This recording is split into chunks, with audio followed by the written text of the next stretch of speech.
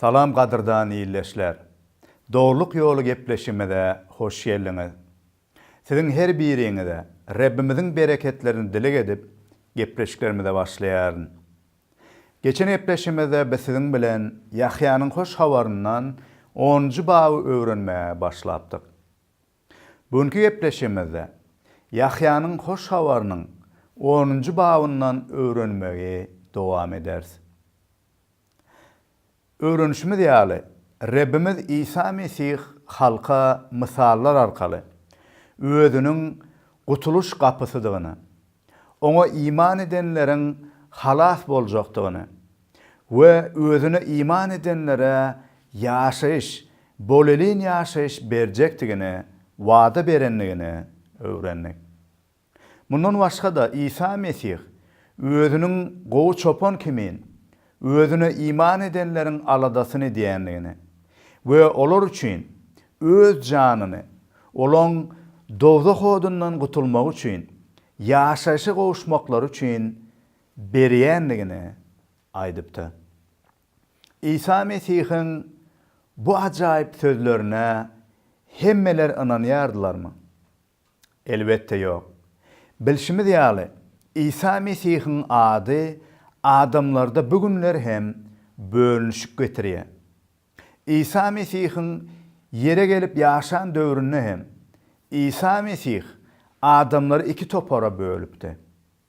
Ýagny kalbyny hakykaty gözläp dogrulyga ajyganlar İsa Mesih'e iman etdiler. Emma garankylygy söýýänler bolsa onu ret etdiler we dürlü erwet pikirler ýaýradyp oňa garşy çykdylar. Yahya bu arada şeýle diýär.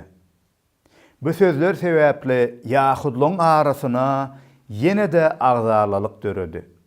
Olaň köpüsi onu jyn urupdyr. Ol dälräpdir. Näme üçin siz onu dinleýärsiňiz? diýdi. Başgalar bolsa bular jyn uran adamyň aýtjak sözleri däl.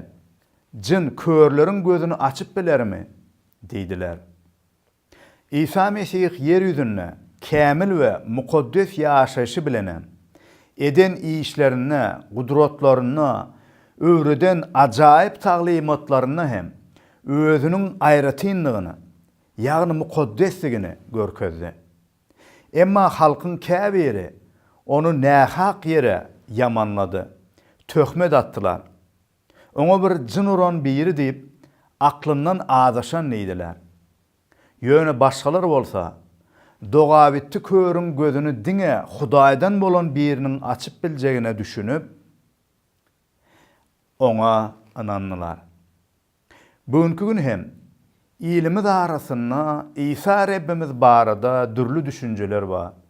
Köpler oňa ýöne bir beýik peýgamber diýip inansa, başgalar bolsa adamlaryň tapan toslamasy diýip düşünýärler. Çünki olaryň düşünjeleri nä dogry maglumatlara, gürüňlere ýa-da kitaplara esaslananlar. Ýöne İsa Mesih'i hakykat ýüzünde tanajak bolsak, onu İncil esasyna öwrenmeliler we olarda ýazylanlara inanmalylar. Çünki İncili İsa Mesih'i gözleri bilen görüp, gulaklary bilen eşidip, Hudaýyň ilhamlandyrmagy bilen İsa Mesih barada bize ähli zady beýan edenler ýazanlar. Gadyrdan iyleşim. Sen İsa Mesih'iň özü barada aýdanlaryna, onun aýratyn durmuşuna, gudratlaryna inanmak isleýärmisin? Onu gepleşiklenmede izi giderli seyretmege dowam et. Ve İncil kitabyny özüň hem okap öwren. Eger sende şeýle islegiň bar bolsa, biziň gepleşiklerimizde görýän habarlaşmak ýollary arkaly biziň bilen habarlaş. Biz sana İncil kitabyny sowgat hökmüne ugradarys we seniň üçin dilekde bolarys. Gelin gurrunymyza gaýdyp gelip, ýazgydan okalyň we soňky bolan zatlary öwreneliň. Şol wagt gyş paslydy. Ýerusalimde Nur bayramy bellenilýärdi.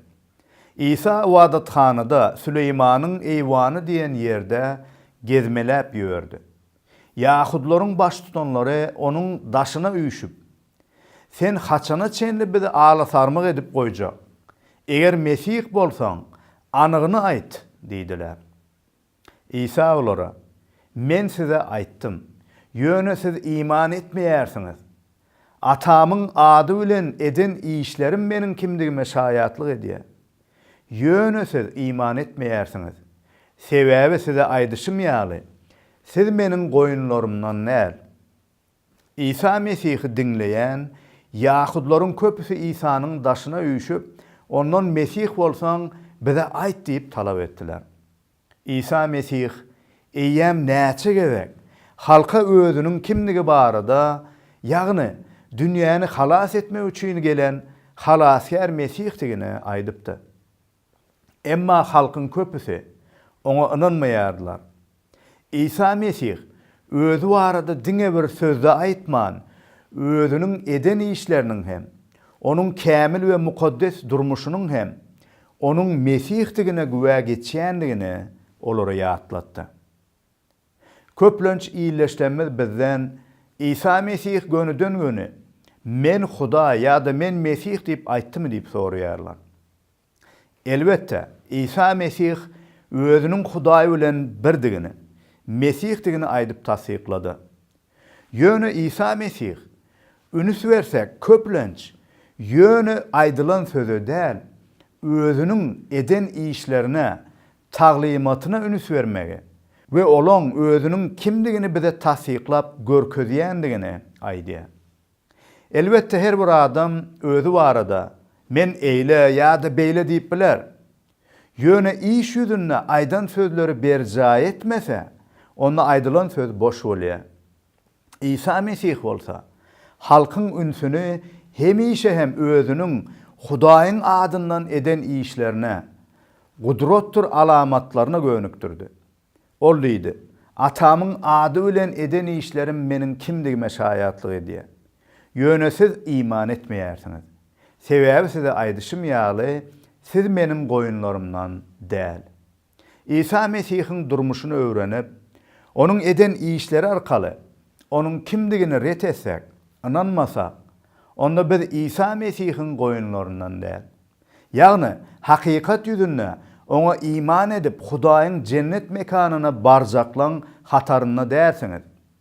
Bu bolsa gaty erwet habar. Şonuň üçin özüňizde İsa Mesih'e olan imany döretmek üçin Hudaýa ýalwaryň, dilek edin. Öz aklyňyza, düşünjeňize dayanyp onu ret etmeň. Pes göwnlük bilen özüňizi yaradan Hudaýdan hakykata olan imany sizde oýarmagyny dilek edin. Soňra İsa Mesih sözüni dowam edip şeýle diýdi: "Meniň goýunlarym sesime gulak asýarlar. Men hem olary tanaýaryn. Olar meniň izime düşýärler. Men olara baky ýaşaýyş berýärin. Olar asla helak bolmaz. Hiç kim olary meniň elimden kakyp almaz. Olary maňa beren atam hemmeden beýikdir. Atamyň elinden olary hiç kim alyp bilmez. Atam ikimiz birdiriz" diýip jogap berdi. Mesih'e degişli bolanlar İsa Mesih'iň sesine gulak asýarlar. Olar baştan başlap İsa Mesih baradaky hoş habar wagt edilenne dinleýärler we kalbyndan iman edýärler. Soňra bolsa durmuşlaryny oňa tapşyryp her gün izi giderli oňa gulak asmagy dowam edip oňa boyun bolup ýaşaýarlar. Özümüzün hakyky İsa Mesih'e degişlidigimizi nädip bilýäris? Muny biz ilki bilen ol baradaky hoş habara inanýasmy ýa-da ýokmy şondan bilýäris. We inanandan soňra hakykatdan İsa Mesih'iň öwredenlerine boyun bolup ýaşaýarsmy? Ýa-da henizem günäli ýaşaýşy söýüp günälerde dowamly ýaşamagy dowam edýärsmi? Eger hakykatdan oňa halaskär we durmuşymyzyň Rebbi, ýagny eýesi, dolandyrjy hökmünde inanýan bolsak we dowamly oňa boyun bolup ýaşasak, hakykatdan oňa degişli bolan imanlılaryň hataryndadyr. Hudaýyň maşgalasyna degişlidir. İsa Mesih Rabbimiz onuň izine düşsek bize baky ýaşaýyş berýär. Bu ýaşaýyş hiç haçan tükenmez. Baky dowam eder. Hatta bizim bedenimiz ölse de canımız bakiyette ýaşar. Ve İsa Mesih kudrotuny dünýäniň soňuna gaýdyp gelenine bizim bedenimizi hem baky ýaşamak üçin ýene de diýerler. İsa Mesih özündäki bu baky ýaşaýyşy bermek bilen bize şu wagt hem Hudaýyň bereketlerinden, ýaşylygyndan, mukaddesliginden dolu bolan edil özünün ýaşaýyşy ýaly ýaşaýşyndan berýär. İsa Mesih'in beren täze durmuşy bilen biz Hudaýyň ýaşylygyndan dadyp görýäris we Hudaýyň şalygy bizim kalbymyzy emele gelýär. İkinci bir wajib zat İsa Mesih bizim hiç haçan helak bolmajagymyzy wada berýär. O näme diýdi? Men olara baky ýaşaýyş berýärin. Olar asla helak bolmaz. Hiç kim olary meniň elimden kakyp almaz. Günämiz we şeytan bizi helak etjekdi. We soňu bilen biziň dowzaga gidip helak bolmagymyzy gazanjakdy. Emma Rabbimiz İsa Mesih öz janyny biziň üçin pida etmek arkaly bizi baky dowzakda helak bolmakdan halas etdi. Bu wagt hem soňuna çenli, ýagny bizi özü cennet mekanyna alyp barýança gorajakdygyny hem wada berýär. Biz öz-özümizi gorap bilemiz. Çünki özümizi halas edip bilmedik bolsak, nädip özümizi soňuna çenli helakçylikden gorap bileriz? Emma bizi gorajak Reb we halaskärimiz İsa Mesih'in özüdür.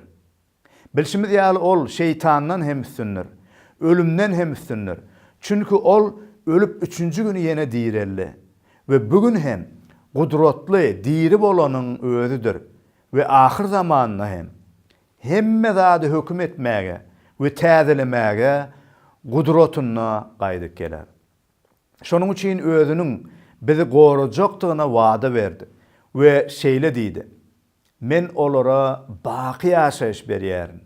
Olar asla helak bolmaz. Hiç kim olary meniň elimden kakyp almaz. Munun üstesine de diňe bir Rabbimiz İsa Mesih eliniň içinde bolman, goragy astynda bolman Ata Hudaýyň hem iman edenler elinedir. İsa Mesih ine şeýle diýär: Olary maňa beren atam hemmeden beýikdir. Atamyň elinden olary hiç kim alyp bilmez. Atam ikimiz birdir diýip jogap berdi. Şeytanam, günälerimiz hem, jynlar hem, ýa-da bu dünýädäki hiç kim hem bizi Rabbimiz İsa'nyň we Ata Hudaýymyzyň elinden alyp bilmez. Çünki Hudaý we İsa Mesih birdir. Kudrety güýçlüdir. Eger biz İsa Mesih'e iman edip durmuşumuzu ona tapşyrsak, ona Hudaýa degişlidir we onuň goragyndadyr. Eger İsa'nyň we Ata Hudaýyň elinde bolmasak, onu helak bolarys. Bizi hiç bir zat gorap bilmez. Bu bolsa gaty erbet ýagdaýdyr. Bu dünýäde hem, gelecekde hem goragymyz bolmaz we biz helak bolarys. Gadyrdan iýleşim, sen Hudaýyň goragynamy? İsa Mesih'e degişlimi? Hudaýyň İsa Mesih'täki baky ýaşaýyşyny kabul etmek isleýärmi? Hudaýyň we onuň kudretli sözi İsa Mesih'in eline goragynda bolmak isleýärmi? Onu İsa Mesih'in ähli edenlerine, diýenlerine kalbyňdan inan we günälerin üçin towba edip durmuşuna İsa Mesih'i Rabbin we halaskärın hökmüne çağır. Oňa inanýanyňy diliň bilen onuň Rabb halaskärdigini ikrar edip aýt we kalbyň bilen inan. Şonu oňa degişli bolarsyň we ol sana ebedi ýaşaýyşyny berer we seni helakçylikden halas eder. İsa Rabbimiz özünün ata Hudaý bilen güýjüni, gudratyny, Allahy tebigatyny birdigini aýdyp, atam ikimiz birdir diýdi. Käbir iýleşlenmez İsa Mesih özüne Hudaý diýmändir diýen garşylyklaryna jogap hökmünde biz ýokardaky İsa Mesihiň aýdyn sözlerini aýdyp bileriz. İlki bilen İsa Mesih özünün baqy ýaşaýşy, özüne iman edenlere bererin we olar helak bolmaz. Meniň elimden olary hiç kim alyp bilmez diýip, diňe Hudaýa mahsus häsiýetleri, güýçün, kuwatyň özüni degişledigini aýtdy. Bu sözlerde biz İsa Mesihiň Hudaý bilen birdigini görýäris. Munyň iň ýanyndan hem atam ikimiz birdir diýdi. Hudaý bilen bir bolmadyk biri, Hudaý bilen birdir diýmez. İsa Mesihi dinläp oturan ýahudlar İsa Mesihiň özüniň Hudaý bilen birdigini aýdyp, Hudaý diýendigine özüne dolu düşündiler. Bu sebepden beýle zady akyllary bilen kabul edip bilmän ýahudlaryň baş tutanlary onu daşajak bolup ýene ýerden daşaldylar. İsa olara: "Men atam tarapyndan size köp ýagşylyklar etdim. Bulan haýsysy üçin meni daşajak bolýarsyňyz?" diýdi. Ýahudlaryň baş tutanlary oňa: "Biz seni ýaxşy iş edýänligiň üçin däl, Hudaýa dil ýetirýänligiň üçin, ýagny insan halyna özüňi Hudaý saýýanlygyň üçin daşajak bolýarys" diýdiler. Şutaýda biz ýahudlar İsa Mesihiň özüni Hudaý bilen bir hasaplandygyna düşünenliklerini görýäris we olaryň kanunlary boýunça bu insanyň özüne Hudaý diýmegi kabul edilmeýärdi. Beýle adamlary daşlaýardylar. Ýöne İsa Mesihiň durmuşy hem, eden işi hem, onuň doguluşy hem, ölümü we dirilişi hem, onuň göklerden iňip gelen Rebdigini tasdiklaýardy. Elbetde eger İsa Mesih gökten geleniň özü bolmadyk bolsady we durmuşy we eden işleri bilen özüniň Hudaý bilen birdigini tasdiklamadyk bolsady, onda İsa Mesihi bu günäde günälemek dogry bolardy. Hakykatdan hem ýöne insan bolan biri Hudaý bolup bilmez. Beýle birine Hudaý bilen bir diýmek hem günädir. Emma Hudaýyň insan bolup dünýäge girip gelmegi bolsa, Hudaý üçin mümkin bolan zatdyr. Şonuň üçin biz ýöne insan bolana Hudaý diýip ananmaýarys. Tersine Hudaý bilen aslyna bakiýetde bir bolan Hudaýyň gudratly sözüniň yer ýüzüne iňip gelip insan, ýagny İsa Mesihde ýaşandygyna inanýarys. We bizi halas etmek üçin Hudaýyň muny edenine inanýarys we şükür edýäris. Ýahudlar hem muňa düşünmediler. Ýöne olara düşünükli bolmak üçin olaryň inanýan ýazgylaryndan İsa Mesih mysal getirdi we olara düşündirjek boldy. İsa olara şeýle diýdi: "Mukaddes kanunuňyzda men diýärin, siz Hudaýlarsyňyz" diýip ýazylan dälmi? Mukaddes ýazgylary üýtkedip bolmaýanlygyny bileňizokmy näme? Hudaýyň sözü gelen adamlar Hudaýlar diýip atlandyrylan bolsa, onda näme meni Hudaýyň oglu diýenim üçin küpür geplen hasaplaýarsyňyz? Meni bolsa atam özü üçin saýlap seçip dünýä iýberdi. Men atamyň işlerini etmeýän bolsam, onda maňa iman etmän. Eger de onuň işlerini edýän bolsam, onda maňa inanmasaňyz da edýän işlemme inanyň. Şonu atanyň mennedigini, meniň hem atadadygyma anyk göz ýetirersiňiz. İsa Mesih olara 81-nji mezmurundan mysal getiripdi. Ýagny Hudaýyň sözü tawşyrylyp, halkyň üstünden kazylyk edýänlere taňrylar, Hudaýlar diýilipdi.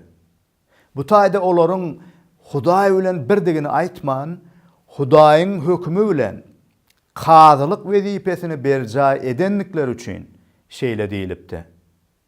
Emma İsa Mesih olardan has aýratyn.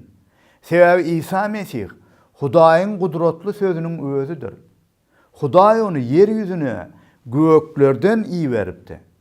İsa Mesih diňe bir sözde däl, Hudaýyň edýän işlerini edip görkezip, özüniň Hudaý bilen birdigini suwd edipdi. Şonuň üçin ol Ýahudlara, men atamyň işlerini etmeýän bolsam, onda maňa iman etmän. Egerde onuň işlerini edýän bolsam, onda maňa inanmasaňyz da edýän işlemme inanyň. Şonu atanyň mendedigini, meniň hem atadadygyma anyk göz ýetirersiňiz, diýdi. İsa Mesihiň bakyatda hem bar bolan, Hudaýyň sözlügi üçin, soňra ýere iňik gelip doguluşy, ýaşaýşy eden gudratdyr alamatlary we ajaýyp işleri taglimaty bilen özüniň Hudaýdan çykyp gelendigini tasdiklap, suwd edýänligi üçin hem ol Hudaý bilen birdirin diýip nädor zady aýtmady. Tersine adamlara hakykati aýan etdi özü barada. Ol hakykati aýdýardy we bu sebäpden Hudaýa dil ýetiren okdy. Ýahudlaryň onu Hudaýa dil ýetirmekde aýplamagy düýbinden nädogrudy. Çünki ol hakykatdan Hudaý bilen bir bolanyň özüdi. Şonuň üçin hem ol muny aýdýardy we iş ýüzünde hem suwd edýärdi. Ýahudlaryň iň bolmanyna, onuň eden işlerine iman etmeklerini we özüniň ata bilen birdigine göz ýetirmeklerini sorady. Şonda onu ýene tutmagy inanyşdylar. Emma İsa olaryň elinden sypyp kaçdy. İsa ýene de Ýerdan derýasynyň aňry tarapyna, öňleri Ýahýanyň adamlary suwa çümdiren ýerine gitdi. We şol ýerde garly. Köp adamlar onuň ýanyna gelip, Ýahýa hiç hil gudratly alamatlar görkezmese de, onuň bu adam hakda aýdanlarynyň bary dogry eken diýişdiler. Şeýlelikde ol ýerde köp adamlar İsa iman etdiler. İmansyz Ýahudlar İsany ýene de tutjak boldular. Emma İsa Mesihiň heniz wagtynyň gelmänligi üçin olar muny başarmadylar. İsa Ýerdan derýasynyň boyuna gitdi. Şol ýere hakykaty gözleýän adamlar İsanyň ýanyna bardylar. We Ýahya peýgamberiň İsa Mesih barada aýdanlaryny ýatladylar. We onuň diýýänleriniň İsa Mesihde berjaý bolýandygyny görüp, İsa Reb we halasýar hökmüne inandylar. Hakykatdan hem her bir döwürde Hudaýyň dogrulygyny gözleýänler, kalbynda hakykaty bolan teşneligi bolanlar, dünýäniň nuru bolan halasýar Reb İsa Mesihe bugünler hem iman edýärler. Gadyrdan iýleşim, sen İsa Mesihiň sözlerine we eden işlerine inanyp halas bolanlardanmy ýa-da anamsızlyk edip ona garşy hereket edýänlerdenmi ýa-da umuman biperwa birimisin?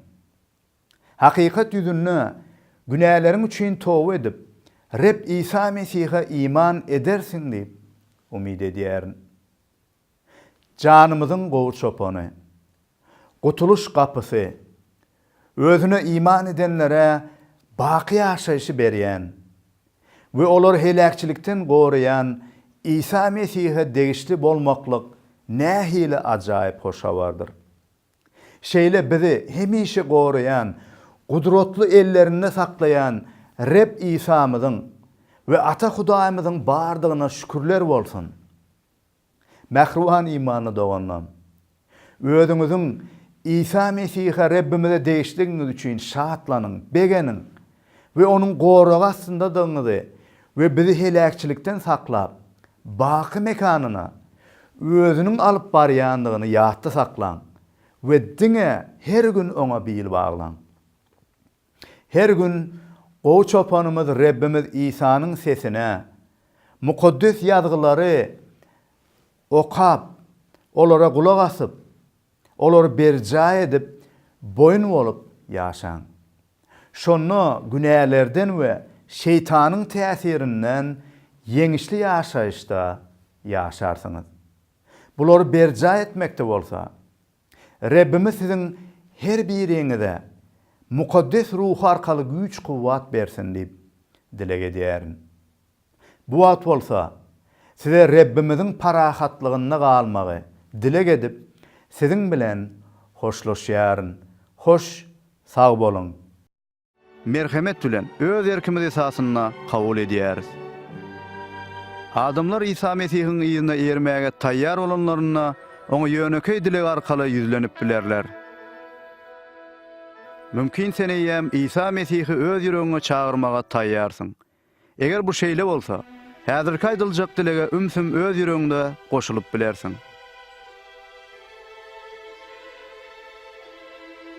Rabbim İsa, men sana mätäç. Meniň günälerim üçin haçta janyň gurban edenine men minnettar. Men öz günälerimi boyun alýan we towba edýän. Men öz durmuşumyň gapysyny açyp, seni öz halaskarym we Rabbim hökmüne kabul edýärim.